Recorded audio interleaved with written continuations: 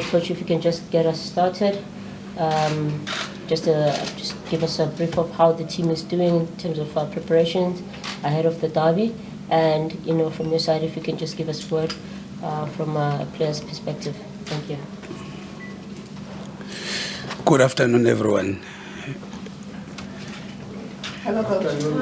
Okay. I'm coming from a background of being a teacher. When you ask a question, you get a response. Big match on Saturday. One cannot exaggerate or highlight it more. The biggest match in the calendar of the South African League or in Africa. As Orlando Pirates, we have prepared well. We want to perform as usual. We want to win the game. Not easy to win the match. These matches are not decided by the history, but one can only highlight that we have played 27 games and the opponents have played 17. I just hope that doesn't become a factor in the result. Our science department have done a good job in recovering the data and everything else. So we're prepared to play the match on Saturday. Hopefully we'll perform and get the result. Thank you.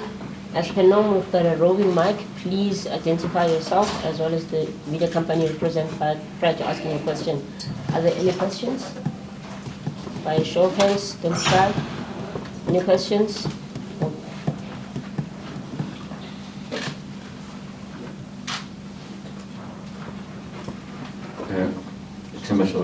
From Sports Coach, this is one of age-wise, the average age is 20 among the younger players. How do you then guard against them being overwhelmed by the occasion, looking at the likes of Ngota, the likes of, really this being a big occasion, and even on the other side they also have the young players, so it could be one of the youngest derbies we've had in a long time. It's impressive what our team has done. In one match, we played 7 DDC players. The opponents are also doing the same. For me, the experience that they've gathered in us playing in Africa and playing them against the biggest teams in Africa, I think it's enough experience. I don't see them being overshadowed by the moment. We believe in them. The coach trusts them. If given an opportunity, I'm sure they will perform. Any other questions? We'll take the next 3 set of questions. Starting with, before you ask, are there any other questions so that I don't keep asking in between questions? I'm sure no one is here to listen to me, so noted. Anyone else? Third hand? Thank you. Let's go. Gentlemen from Houston. Coach, at some point, the team struggled to get like a consistent number one to someone who's been here a long time. But since Chen has come of age, he's been showing that consistency. In terms of what has been key in that period of the Super Chen that arrived at Paris to the one that he is now as one of the best goalkeepers in the country, how did you guys get to this level? Maybe without highlighting individuals, I think generally there's been a growth within the structures of the club. Individual players, team performances, players in the national team. For me, the highlight is young players being promoted into the senior team. Generally, there's been positive image and positive changes within the club setup. And Sipho is no different. His growth can be attributed to the way the team is training, the goalkeeper coach, a lot of factors that are happening that are positive in terms of turning things around for the better within the club. So for me, it's generally the improvement in the structure, management, the recruitment of players. It's a lot of factors. I cannot highlight one factor that has made him what he is. I agree with you, there's been growth, but like it's happening with a lot of players. Next question. Please keep it short. Good day, Coach. Benjamin Story, something radio. Coach, you've just mentioned the highlight being the fact that young players are dominating now between the two clubs. And considering that in the opposition, Coach Riveiro has worked with some of the young players from Kaizer Chiefs and the current All Stars club. Does that come as an advantage in preparing for the game as well, knowing that he's familiar with some of the top players from Kaizer Chiefs as well? Thank you. I'm not too sure. I'm not too sure whether it gives an advantage, the fact that he has seen them. I think it will be between the game plans, the players, how they adapt, how they give their effort on the match. I doubt that those will be factors that can make the difference between the two teams. He knows them, but I don't think he has seen them in training in terms of preparation. For us is to focus on ourselves, analyze what is in front of us, but again, on the day, players have to execute whatever is planned. So I don't think that will be a big factor in him having worked with the players in the Carling Cup All-Stars game.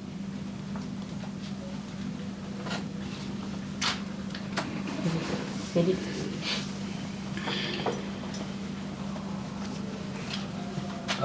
Good morning, afternoon, coach and skipper. I just want to talk about this game, coach, because besides being the derby, after all, it's a league game where you also have to close the gap between yourselves and Sundowns, and especially now with the Champions League only resuming. I would say end of next month, in fact end of March. How important is to use this period between now and then to launch a serious and strong challenge for that top spot? There's so many competitions that our club has been involved in. If we were to try and look at all those dynamics, I think we'll lose focus. What helps the team to stay focused is looking at the next match, analyze the opponents, prepare who is ready to play, and perform and try and win the match. I think that has helped us. So Kaizer Chiefs, we see a team that is an opponent where we need points, and we're just going there to try and get 3 points. Where the points are taking us is something else that is not calculated within. For us, try and play and try and win the next match. That's all we're focusing on. Take the next batch of 3 questions. Noted. Who else? Other than Mandla, who else who hasn't had an opportunity yet? Noted. Third hand? Okay, Mr. Okay, Mr. Clay. Noted. Coach, Coach, as Pirates, few players have left during this window, and we don't know if there are any that are going to join before the close of the window today. But looking at the squad and what's still to come, are you happy with, let me say, the quality, the size of the squad? Because there's injuries, there's suspensions that are still going to come for the rest of the season, and if you're not adding now, do you have enough? Coaches are very greedy. They're always looking for players that are not there. We try and focus on what we have. I think we have enough quality within the club. Like I said earlier, you'll always look for something more. But if there is anything on the market that management and the coaches feel it's necessary, we'll add that. For fear of the competition in the market, and you don't disclose such intentions, because then you'll have some competition that is unnecessary.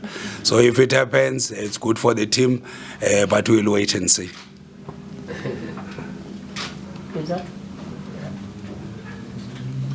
Coach Benjamin Yirenda Sokalanola, mine is back to the game. Looking at the 2 teams, or the 2 squads that will be playing on Saturday, where do you think the game can be won? Is it in the defense, the midfield, or which department do you think, if we control this department, then we have the advantage of winning? Maybe I should respond by using the stats so that I can try to be correct. The margins between the 2 teams are very narrow. Defensively, we're almost similar. Chance creation, we are similar. But the only difference is on goals conceded.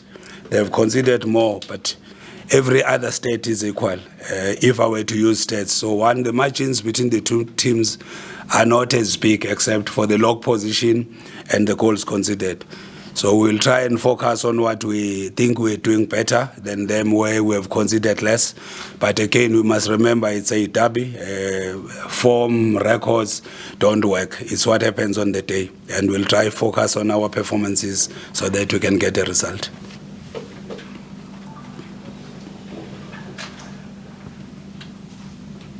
Coach Amir, you going closing news.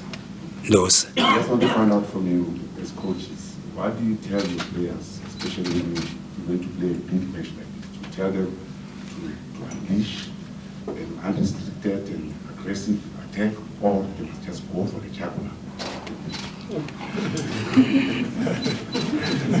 Maybe lessons also one that has picked up from Jose. He just has a game plan based on the analysis, strengths and weaknesses of opponents. It's information that we get from the science department who is ready. What is the data saying? We choose players in terms of that, the game plan on weaknesses of opponents, but we normally don't go further than that. Hence, it becomes a game where players are trying to execute a game plan. If they do that, we win matches. If we limit opponents on their strengths, we normally perform. I think we don't want to exaggerate and create unnecessary hype around things that don't need such.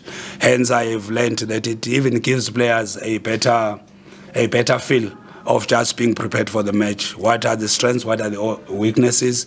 Individual players, and we focus on that. I don't think this game will be any different. Okay. Thank you, Coach. Are there any other questions? We'll take the final 3 questions. Temba. Okay, there's a hand there behind. Okay, start with that hand. Can't make out who it is, so sorry. Apologies. Thanks, Mr. Good afternoon, Coach. How disappointing was it, Coach, not to have a previous match in the league go ahead as it was postponed? Looking at the fact that you go into this one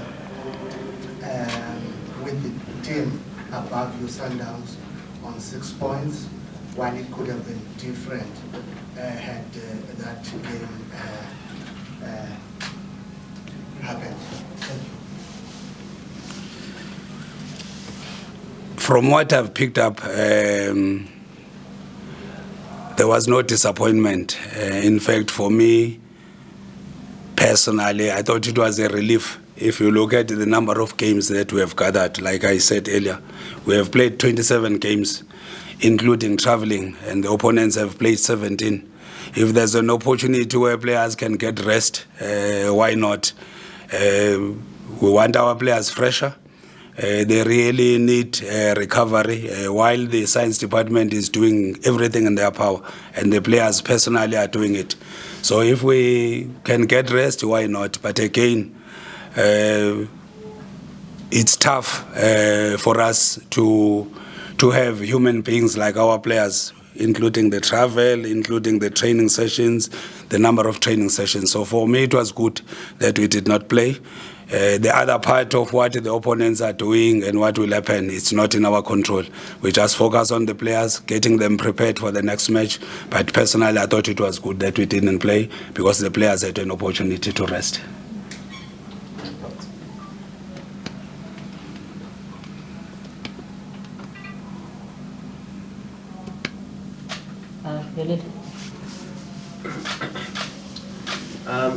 Coach, I just want to go back to the issue of transfers, but not necessarily about signing new players. And I've seen you in some tournaments. We've met there, and also I've seen also some other guys from the club. I don't think they know that we know that they're from the club, but we meet some of them. But I think Pirates in the last 2 to 3 years has done something that was not there before, or done things differently. How can you say about the approach that you've taken?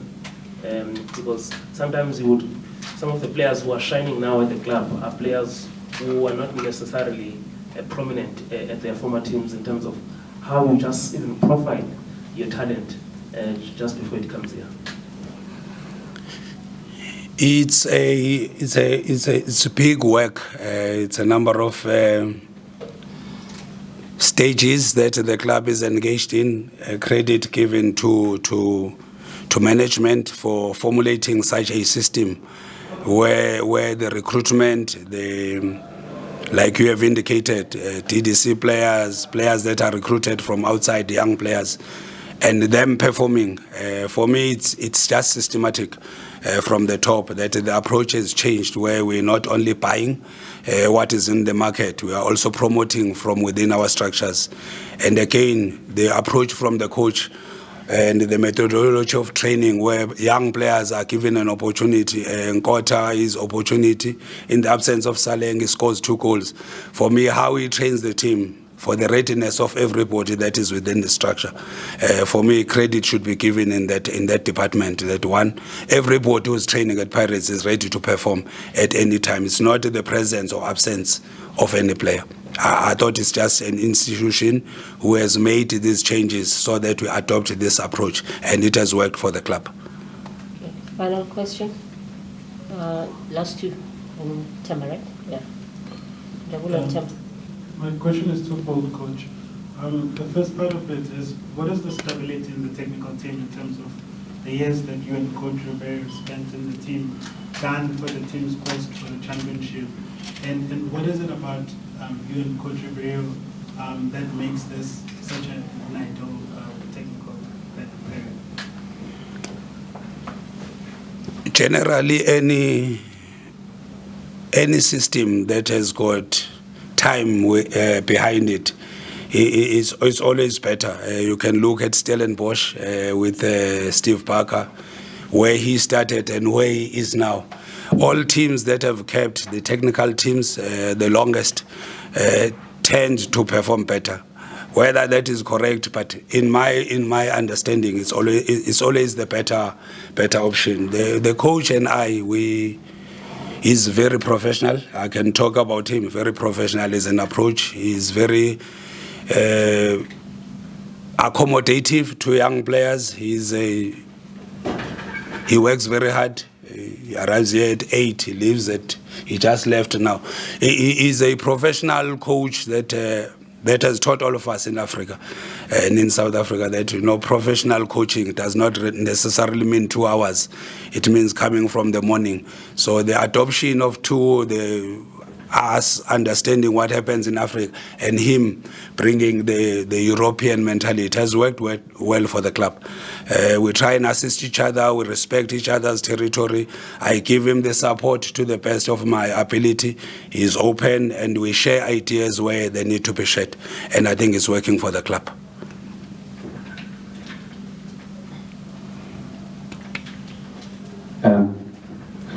You mentioned Salim going to get something good as a club.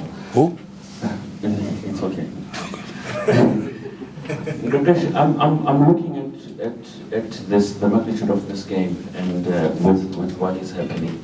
Please take us through the conflict management among big name players within the squad. How do you deal with that? I mean, surely we all saw what happened on socials and stuff like that. How do you deal with conflict management within the squad that you have? We are blessed with a very mature technical team. Maybe age is also saying that we're quite old, so we're fathers in our own right. And like in any family, you'll always have this among your sons, especially players. Players are human beings, which is one part that we normally forget. If you don't play them, they won't be happy. If you substitute them, it's not new. It happens in every club. But the coach is so mature and is such a father to the whole group that these things are easy to manage. You understand when players are not happy because they are substituted. It's not something that's happening today and it's going to end. It's going to happen in future. But what becomes important is you try and manage them manage the players and indicate that they will get opportunities irrespective of what the reason is. It's going to happen. It's not a big issue. We just manage it and put the hand around their shoulders that you will get the opportunity in the next game. That's why we are 45 or we are 30 in clubs.